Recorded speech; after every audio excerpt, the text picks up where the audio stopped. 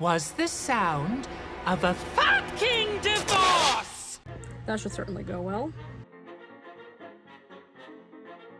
Hey, and welcome to my first story analysis, at least officially. I've done story analysis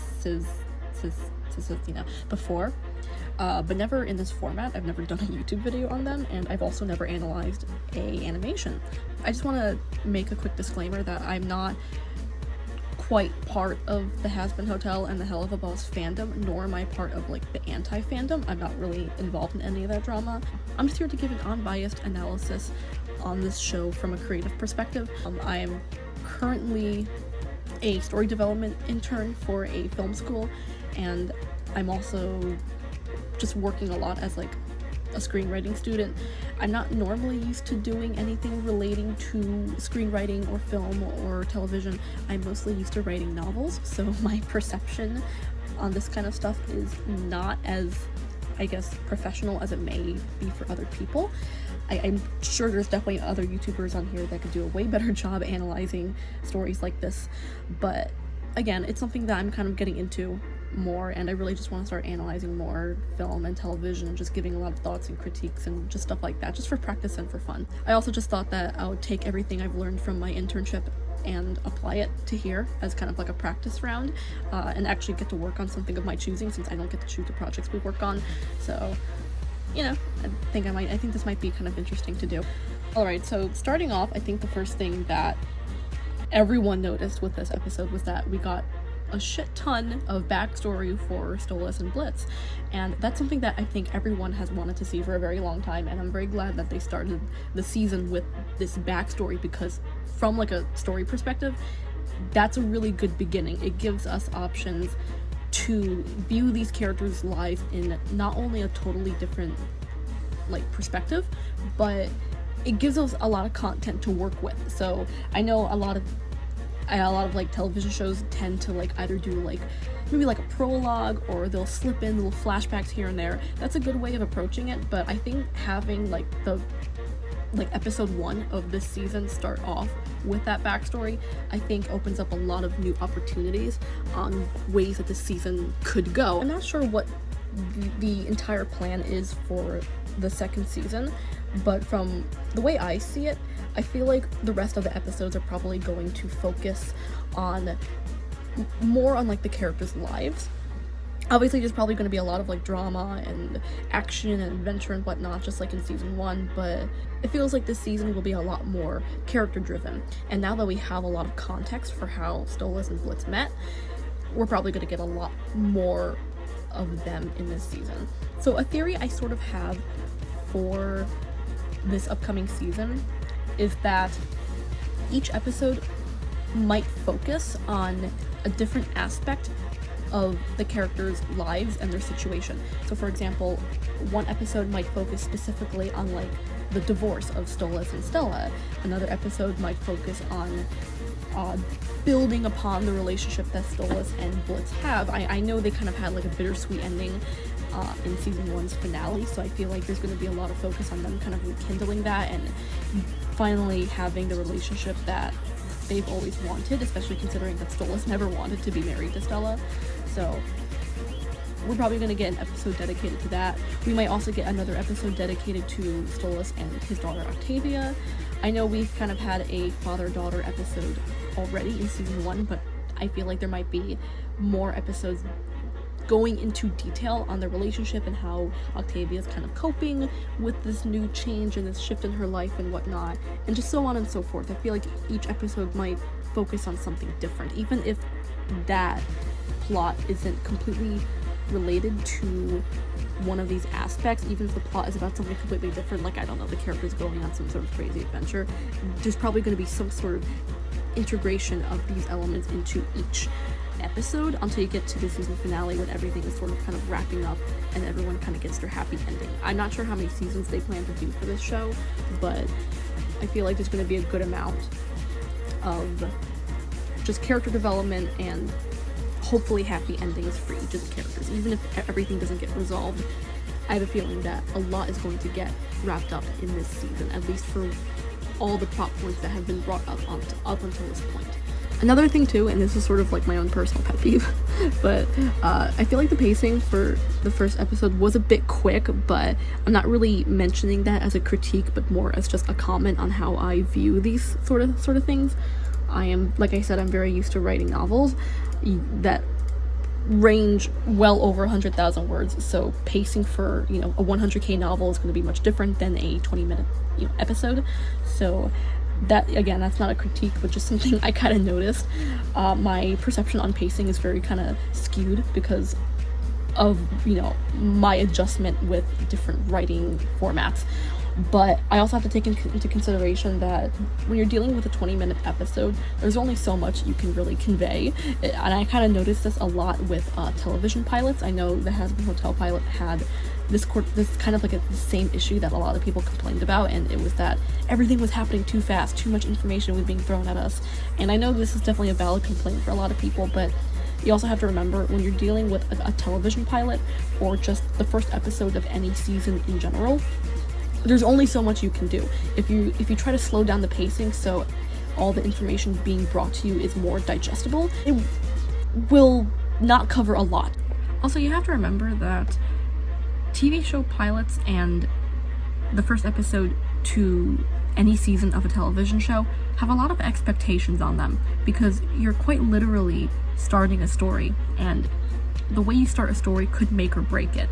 And even though obviously the pilot's out of the way, we're already halfway through the story, it's still the first episode and it's still very important to the story. And so sometimes, in a lot of situations, there's a lot of information and ground to cover. So obviously, I know, like, when it comes to writing novels, a common thing that is taught to people who, you know, write books is that don't just info dump everything in the first chapter, because if you info dump everything in the first chapter, it's going to bore the readers. They're not going to be interested in the character's backstory because they're not even attached to the characters to begin with. So you have to kind of sprinkle information and backstory throughout the novel itself. But when you're dealing with a television show, although I don't think you should just randomly info dump everything into the pilot, there is a lot of ground to cover. Because in a television show pilot, or even just, like I said, the first episode to any season, you have to introduce your characters, your plot, the setting, the goals that they're trying to achieve, you know, etc., etc. There's a lot to go over, and you don't have a novel to convey this. You have only 20 minutes of screen time to convey this information. So that's why a lot of first episodes constantly run into the same issue of there's too much being thrown at us. And like I said, that's a very valid complaint, but it's very difficult to avoid. It requires a lot of strategy and planning to convey the information without making it seem like everything's rushing to be introduced and whatnot. And I think that this episode, although I guess sort of falls under that, I guess, complaint, again, it's kind of hard to complain about it because it's very unavoidable, pretty much.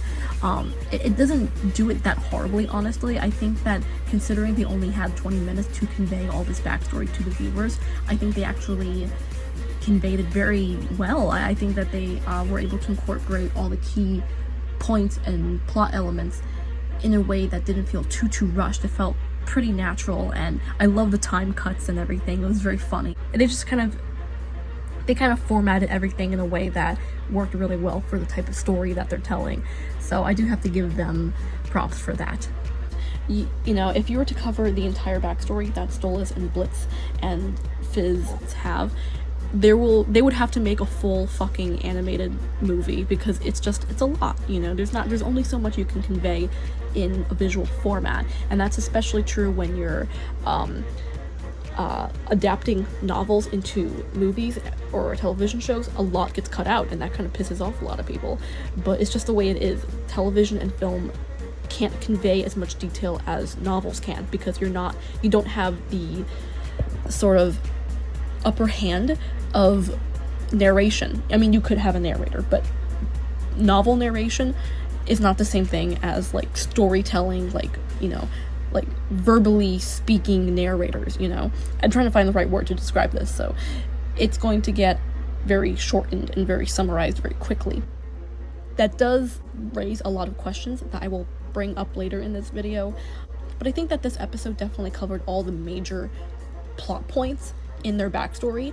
There's a lot of questions I have, but I think that that's kind of good that they left all those questions unanswered, because they could proceed to answer those questions throughout the season, like I mentioned earlier. And I am very excited to see what, I guess, comes out from this. Pretty much, I just feel that all the information they gave us in this first episode was just the right amount of information where it's not too overwhelming, but it's not too underwhelming either. It's enough information that it has us questioning a lot of things, but not too much where we feel like we can't handle it. I feel like this episode pretty much laid down the perfect foundation that we need to prepare ourselves for the plot elements that will be explored later on in this season. So it does kind of feel like a lot, but it's not too overwhelming, and I think that they did a really good job giving us everything we need to know, so that way we're prepared when we enter the rest of this season. Next, I just want to cover the main plot point of this episode, which is just, you know, the whole relationship between Stolas and Blitz and how they met. And I think, like, this episode is so important for this series, because there was not a lot of information given to us in season 1 for, you know, their relationship. There wasn't much context, so for all we knew, Stolas was just a shitty husband cheating on his wife with this imp. And, you know, although Stolas and Blitz seem to have a very loving and caring and funny relationship, you know, it's kind of hard to not question things. I know for me, I really like the relationship they have, but it just kind of raised suspicions as to, like, you know, why is Stolas cheating on his wife? He has a daughter as well, he has to take her into consideration, you know? It's just a really shitty thing for anyone to do. But this episode pretty much cleared up all of those questions, and of course just basically explained to us, yeah, he never wanted to be married to begin with. And I think a lot of people kind of assumed that, because obviously he's not happy in his relationship, and I know that it could be easy to assume that maybe he was at one point happy with his relationship and just the relationship just kind of fell through, I guess. But this makes a lot more sense, and it also makes me see Stolas in a completely different light. I know for me before, I really loved his character, but the fact that he's cheating on his wife, you know, and this was sort of like negatively affecting his daughter, all that just kind of soured his character for me. But now that I see the full context of the situation, that definitely makes me feel a lot better for him. I can definitely root for him a lot more than I could, and it's just overall a really good character development choice. And then of course, I have to mention his daughter Octavia. I think that obviously this whole situation is affecting her, and I think that's something he definitely has to take into consideration. But considering everything that he has been through, I think he is quite literally one of the best, like, cartoon dads I've seen out there. He has put so much effort into raising a child that he was basically forced to have, and even though he never wanted a child, he still grew an attachment to Octavia. He did everything he could to try to spend time with her, even in all the flashbacks we see where he's like singing to Octavia and helping her with her nightmares. You know, even though he never wanted a child, he still grew a deep love and bond with this kid. And the fact that he was able to do that despite suffering pretty much the entire time shows that he really is a really good dad. He put up with so much bullshit just to make sure that she had a decent life, and he's trying his best to make sure that she continues to have a decent life. So, like, absolutely, I'm giving him bonus points for that. One thing that did kind of, like, make me raise my eyebrow while I was watching this episode was, are they or are they not divorced? Now, clearly they're not divorced yet. But there was one line that Stolas said at close to the end of the episode, and basically he mentioned, or he told Stella that she gets, like, Octavia on weekends, and kind of described this sort of, like, joint custody situation. You leave with Fia on weekends, but then you stay around the house despite everything. Which just kind of confused me. Maybe I misheard it. Maybe I'm just looking too much into this, but if they're not divorced yet, why is there, like, a joint custody situation going on here? I don't know. Maybe he just got fed up with her and kicked her out despite not officially ending the marriage. I'm not sure. I also thought for a very long time that Stolas and Blitz's relationship was happening for, like, months. Like, I was, like, when I first started watching season 1, I was under the impression that these two had been having some sort of love affair for, like, months on end. But now that I see this episode, it seems that the current events of season 1 happen quite literally just after this episode. And I don't know what gave me the impression that their relationship was happening for months. I think it's the fact that they were so comfortable around each other, and the fact that they just know a lot about each other and their preferences, so I kind of just assumed that they were doing this for a long time. But no, it seems that this was something that actually happened very recently. I did not know that the events of season 1 happened so soon after this whole backstory and whatnot. And it makes sense that Stolas never lost feelings for Blitzo. Like, I know, like, it had been 25 years since Stolas had first seen Blitzo. And at first I was kind of like, I feel like Stolas' reaction to Blitzo returning is a bit overly dramatic. And I know the guy is naturally dramatic anyway, but that just kind of seemed off-putting to me. But the more I thought about it, the more I realized how, like, normal that actually was, because Stolas was a little boy, a little prince who was brought up in a home where he had no family, he had no friends, no one to love him. He took comfort in reading and learning about frogs and plants and whatnot. Just a very nerdy kid, just didn't really have anyone to talk to or spend time with. Blitz was his first friend and also his first crush, and so it makes sense that Blitz stayed very clear in his mind for a very long time. And after meeting him 25 years later, after being forced to marry a woman he doesn't love, being forced to have a child and whatnot, it makes sense that Blitz is kind of like that beacon of hope for him. Like, maybe I have a chance to, start a life that I could actually enjoy.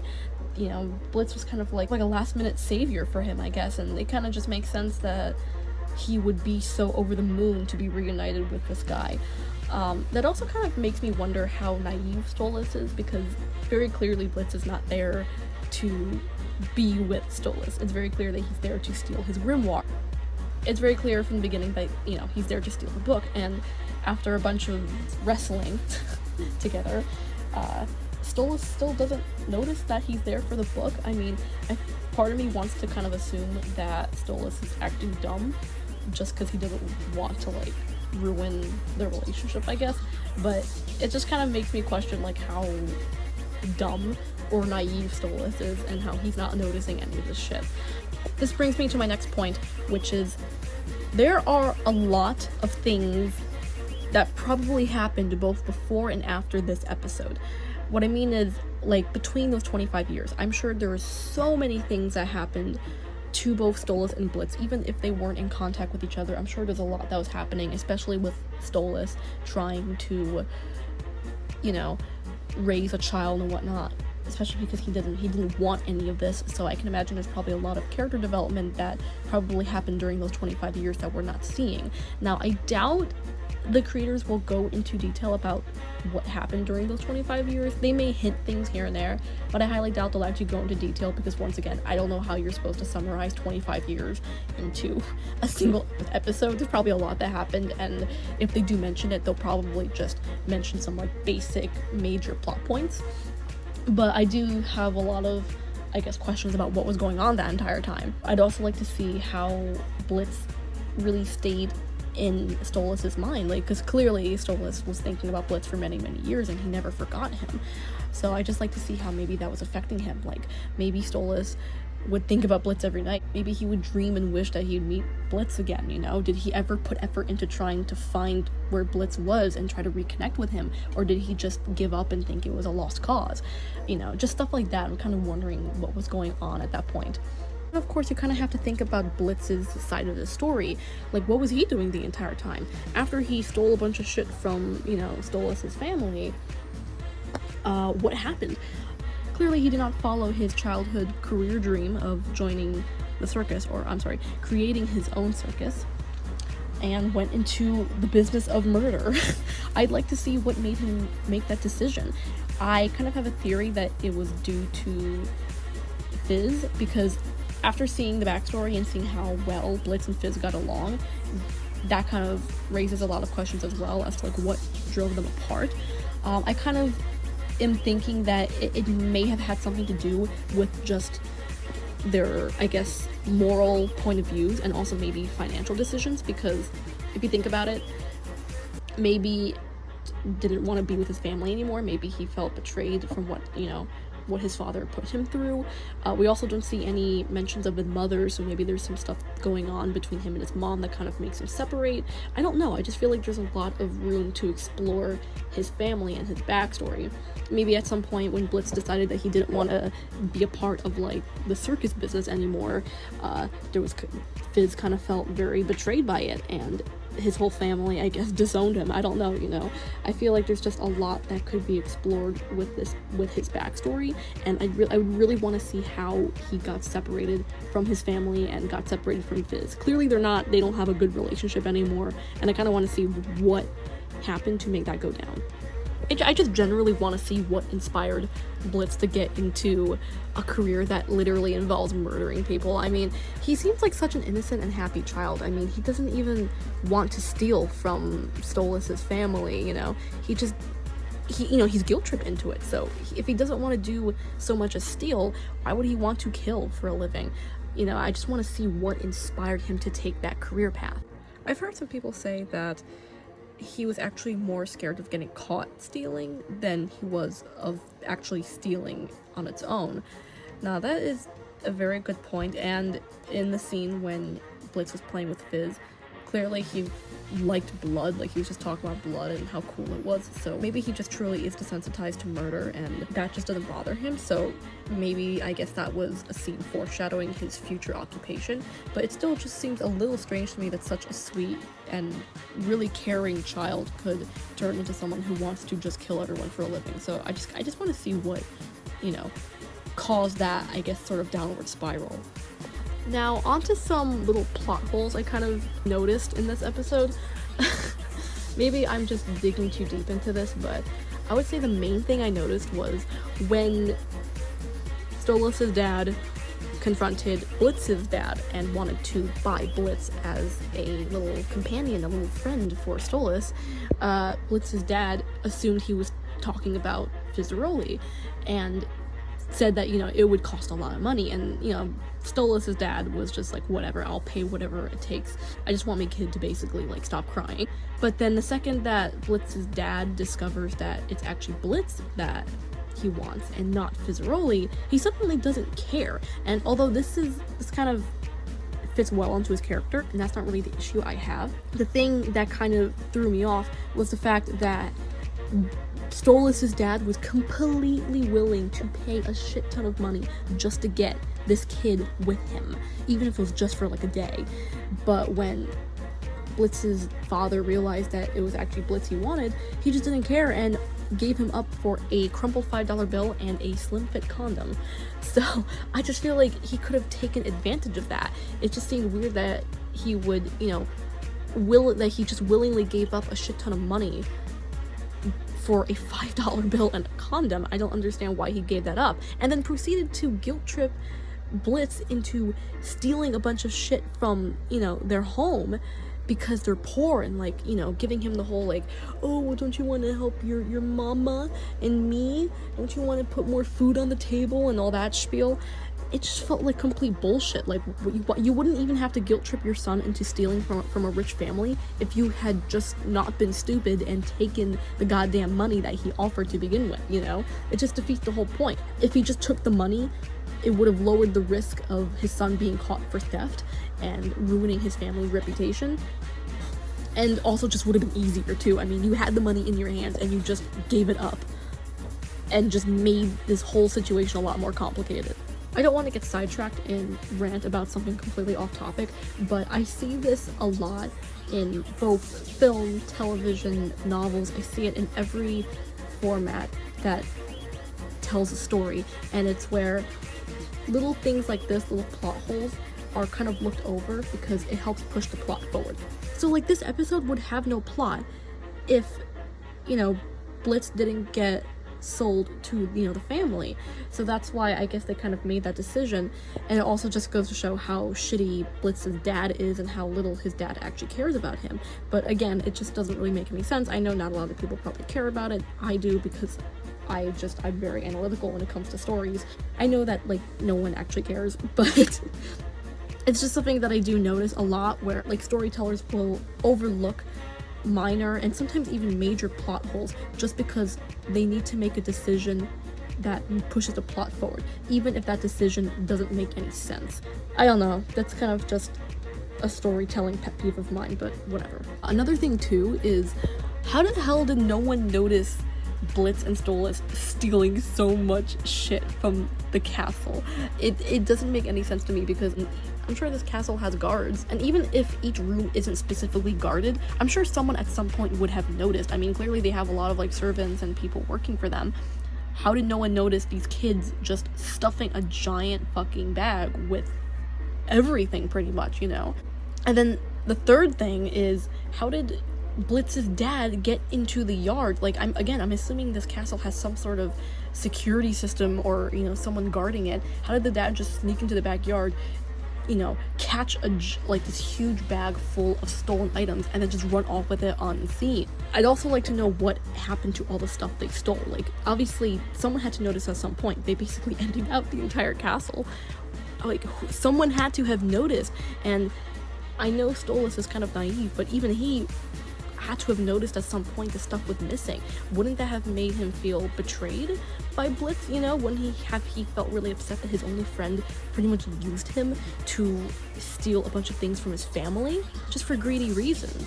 Like, I don't know. There's so much to this that isn't answered, and clearly Stolas loved Blitz throughout those 25 years. He never forgot about Blitz, and it just doesn't make any sense that Stolas didn't realize at any point in time during those 25 years that Blitz was just using him, not even as like a friend. Like, he was just straight up using him. So I don't know. Hopefully that gets explained later on in this season. Also, did Blitz's dad just sell all the items, or did he keep it himself? You know, when did Blitz return back home, and did Blitz feel bad at all for doing what he did to Stolas and his family? What was Fizaroli's reaction when he found his dad return home with like a shit ton of expensive items? What about his mother? Was his mother in the picture? Was his mother okay with that or upset about it? There's just so much, there's just so many questions I have, and I really hope they answer these questions within this upcoming season. You know, I don't know. I might do more analysis videos for the rest of the episodes in season 2. Probably not going to do season 1 because, again, it's already out there. I'm sure a lot of people have analyzed the fuck out of that season. But if I do more analysis videos for Helluvaboss, I'm probably just going to focus on season 2. We'll see. I don't know. This was fun. Anyways, have a great day.